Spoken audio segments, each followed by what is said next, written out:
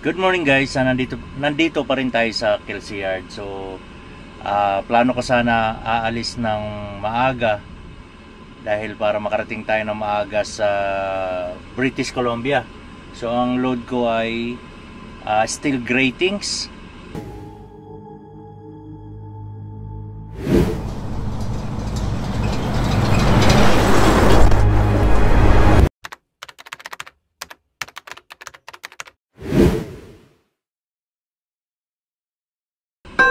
Ko alam, basta mga bakal yan yung ginagawang forma ng mga building dito. So hindi ako makaalis dahil nga nag-request ako ng side mirror ko dahil ang side mirror ko ay faded na or malabo na. Naka-bank heater ako kaya maingay. So yung side mirror natin guys, tinanong ko sa Big Boss, parang kailangan talaga palitan dahil baka pagdating ng ma-inspection tayo baka hindi pumasa. So ito yung itsura ng side mirror ko. Yung side mirror ko guys, malabo na siya, faded na siya, kaya kailangan palitan. So nakita ko lang si Rico, ang trailer niya ay 53. So bibigyan natin siya ng idea kung ilan ang maximum load niya. Dahil nagtanong siya nakaraan, hindi ko may sagot. Ngayon itanong ko naman sa safety natin. Sinabi naman ng safety kung ilan ang maximum weight na 53 trailer. Tara, puntahan natin si Rico.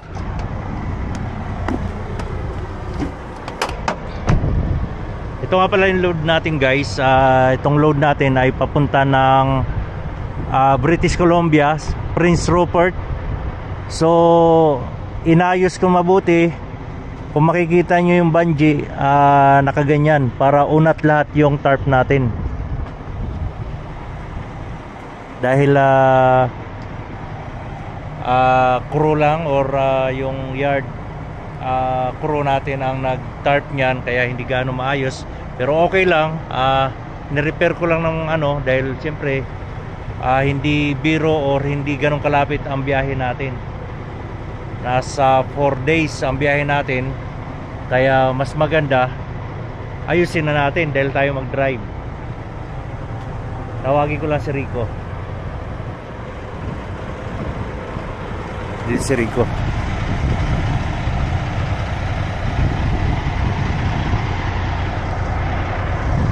Tara, tuturo ko sa iyo kung paano gamitin to. Di ba tinanong mo? Tinanong pala ni Rico ito kung ilan ang or paano gamitin tong 53 trailer, kasi hindi naman siya yata pumikap na itong load na to. Ang load niya ay bricks. Ayan.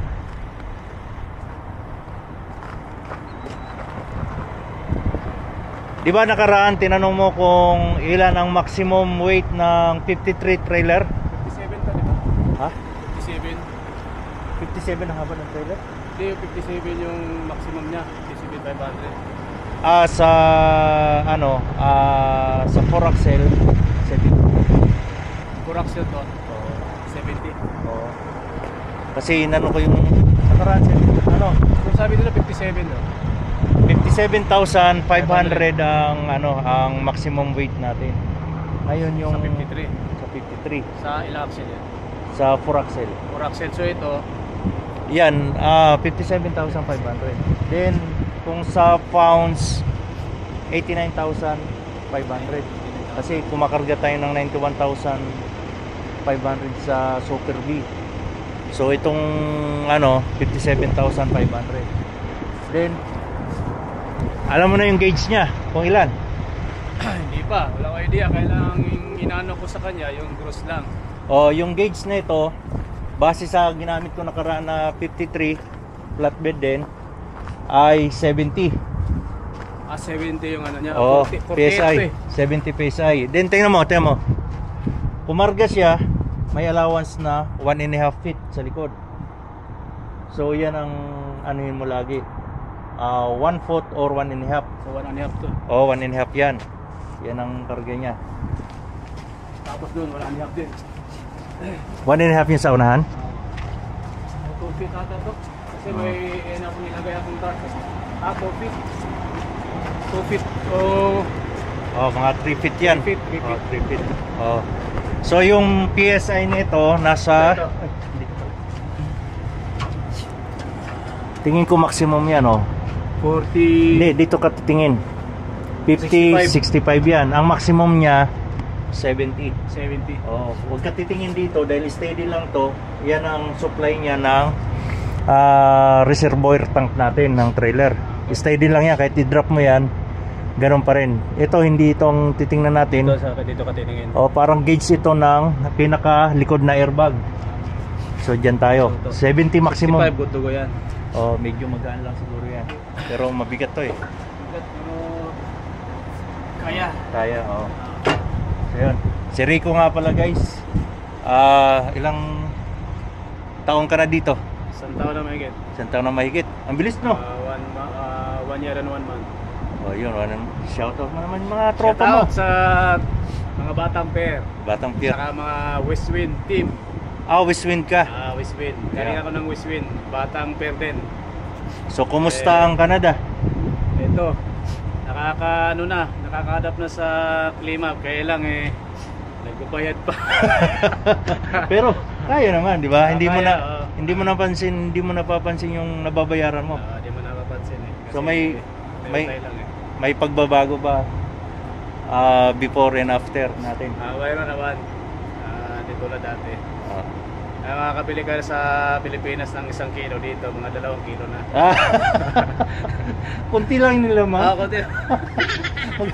Alright, so yun, thank you. Ingat ha, tatakbo ka na? Takbo na ako kasi inaano na ako ng dispatcher ko, nakaano na daw to.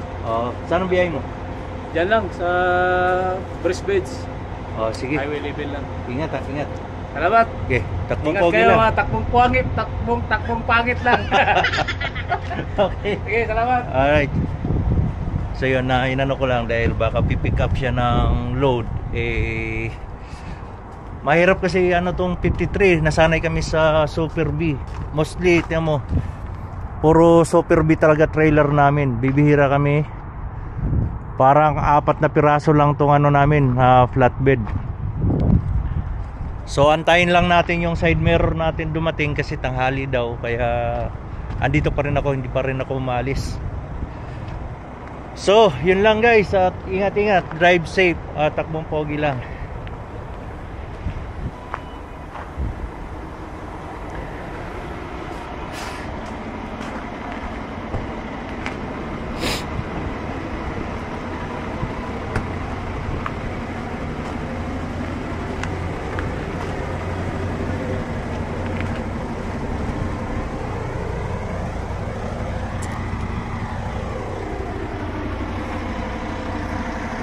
Oo nga pala, guys, na-receive ko rin yung bigay ng company. Parang loyalty, hindi ko alam kung anong tawag niyan, loyalty award. Dahil more than 10 years na ako dito, guys. Mag 11 years na ako this coming June. So meron binigay yung opisina sa akin na regalo or appreciation nila, hindi ko alam kung ano. So may pangalan ko pa. Buksan natin kung ano to, guys. Sabi nila, Rilo, hindi ko muna talaga tiningnan kahit na na-receive ko. Gusto ko sabay-sabay tayo, So ito yung binigay sa akin. Ito yung binigay sa akin, guys.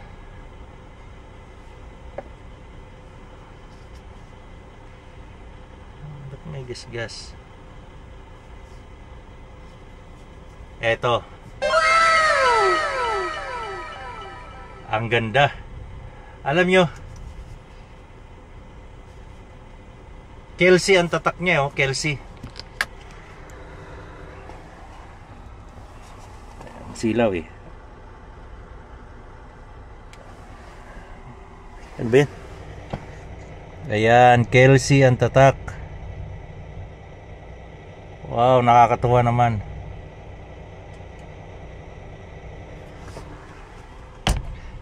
So, nakuha nila yung gusto ko.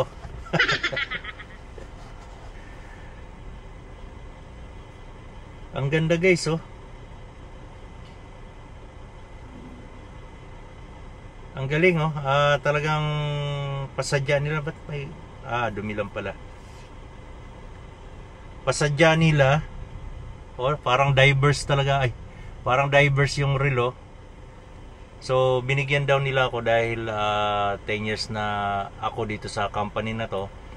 So, maraming salamat sa Kelsey Trail. So, ayan, mahirap talaga ang trabaho namin dito, pero pag in-enjoy mo yung ginagawa mo, huwag mo isipin yung hirap. Ang isipin mo, yung ginagawa mo ay para sa pamilya, hindi mo mararamdaman ang pagod guys.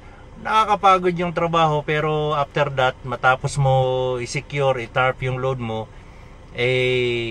hayahay na ulit. Wag lang natin isipin yung pagod. Kasi kung isipin ko yung pagod na ginagawa ko, matagal na ako wala dito sa kumpanya na to. Pero bakit nandito pa ako? Ibig sabihin yan, ini-enjoy ko yung mga ginagawa ko. The same thing lang naman din yan eh. Lilipat ako sa iba, ganun din ang gagawin ko. Ganito rin ang trabaho ang gagawin ko. Pag lilipat ako sa magaan na trabaho, syempre, magaan din ang sweldo nun. Kaya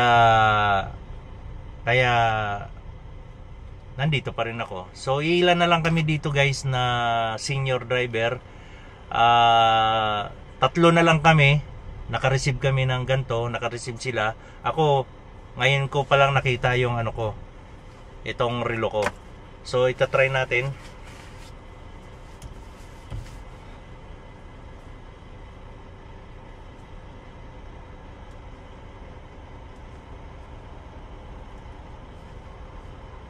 Ayos, sukat na sukat eh, oh. Ang ganda. Thank you so much Kelsey Trail. Kung hindi dahil sa programa nyo, hindi mababago buhay namin. Napakalaking tulong ng Kelsey Trail Tracking sa aming mga Pilipino na nandito sa Kelsey. Talagang nabago nila ang buhay namin. So, hindi ko masabi kung hindi naman tayo pare-parehas ng buhay sa Pilipinas. Merong okay naman buhay nila, merong katulad ko na talagang kung hindi ka kayod, malaking problema, hindi mapapag-aral yung mga anak. Pero dito sa ginawa ng Kelsey sa programa nila, more than 300 na kami na natulungan ng Kelsey Trail na makarating dito sa Canada, at hope na tuloy-tuloy pa yan. Maraming salamat talaga sa Kelsey Trail. Ang sabi nga nila, you're changing our life. Kaya thank you. Na-appreciate ko talaga. Sa God sa langit ang pasasalamat ko sa inyo guys. Kelsey Trail, thank you so much. Walang sipsipan to hindi ako nagsisipsip. Talagang na-appreciate ko ang ginagawa ng Kelsey. Kung hindi ko na-appreciate yan, wala na sana ako dito. Alright?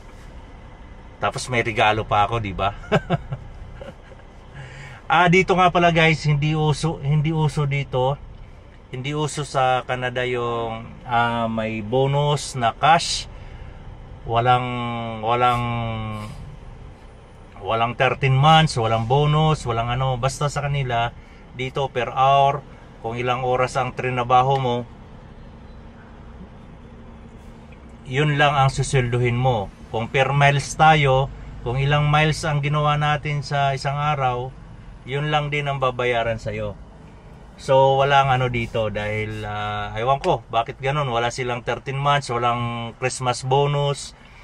Tulad nito, kumbaga 10 years na ako, kung sa atin yan merong cash bonus, di ba? So dito wala, hindi uso sa kanila yan. So yun, thank you. Nagustuhan ko, pero i-display ko lang to sa bahay. Ganda, no? Siyempre tatabi na natin to dahil souvenir to guys, souvenir. Okay. I like it. Thank you talaga. Thank you, Kelsey Trail.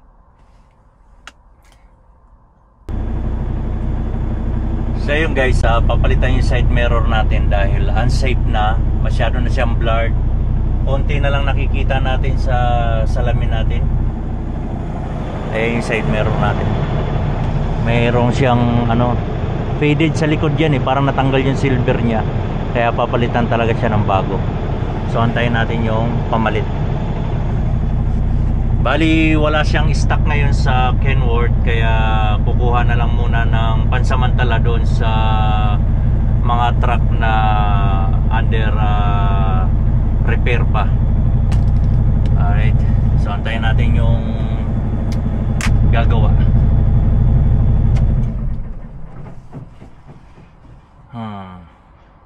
Hindi pa tayo makaalis kasi hindi pa gawa yung kumukuha pa ng side mirror yung chief mechanic natin.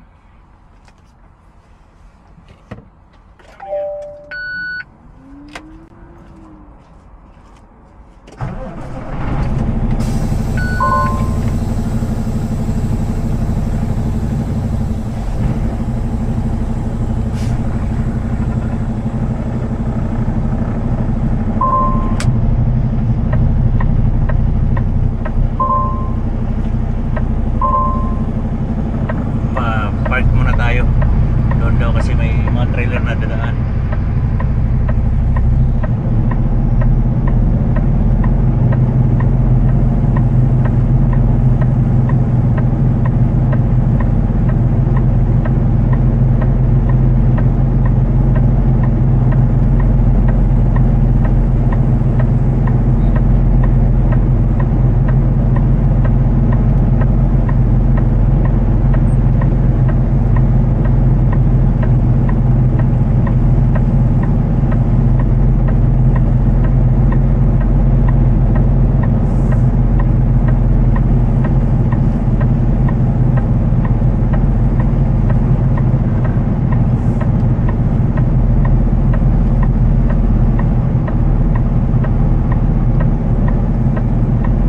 Mahirap na, hindi ko na makita pag atras, malabo siya.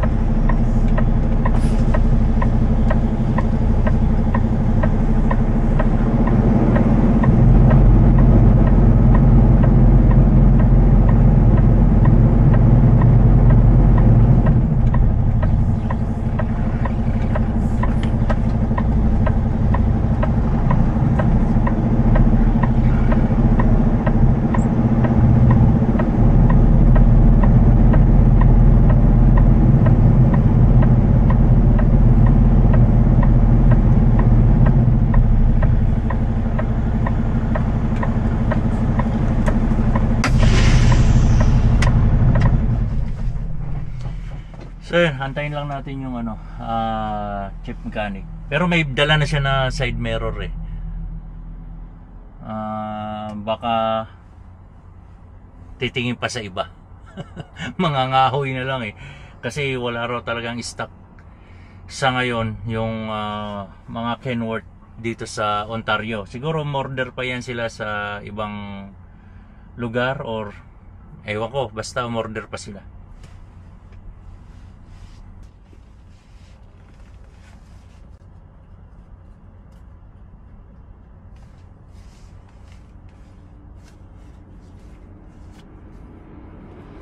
Antay lang natin guys konti para dumidiskarte pa sila kung saan kukuha ng side mirror.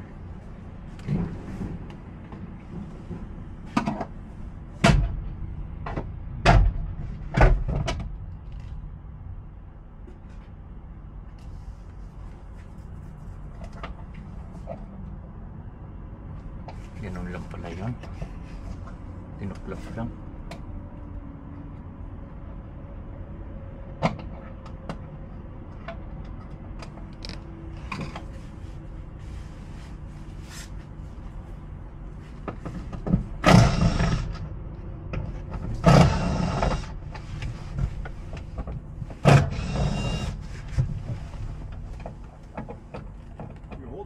Yeah.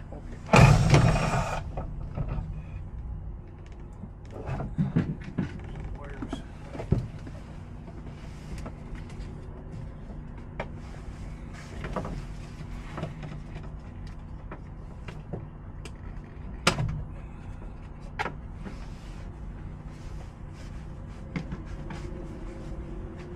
Shit. You have pliers? Maybe?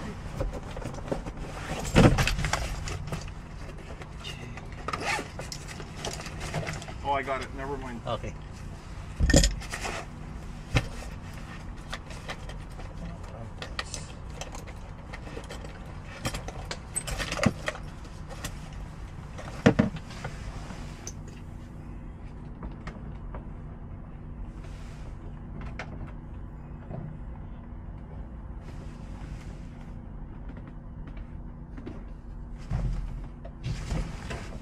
Hold on. Okay. Hold on, because I got to fit it in its proper spot. Hold it there. Okay. No, hold it like this. Yeah, like that. Don't let it move.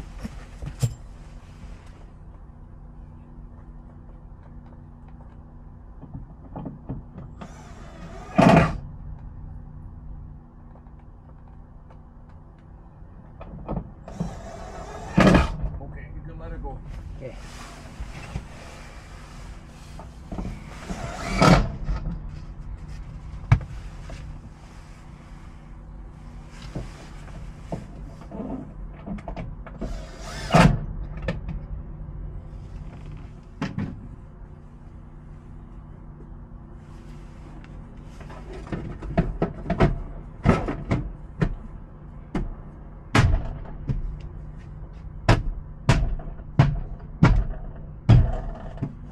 Okay. Okay, thank you, George. Yep.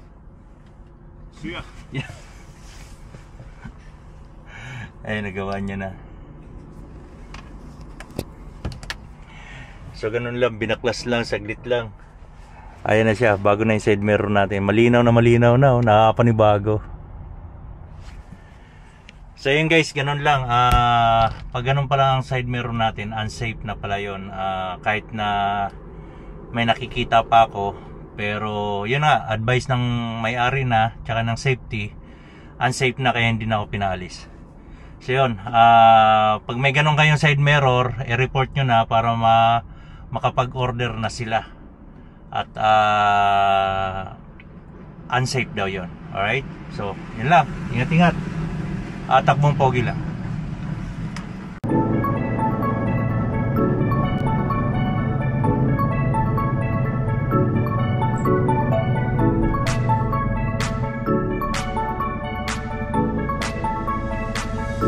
Sumama ka sa biyahe, ito ang biyahe ng buhay. Filipino Truckers Pro.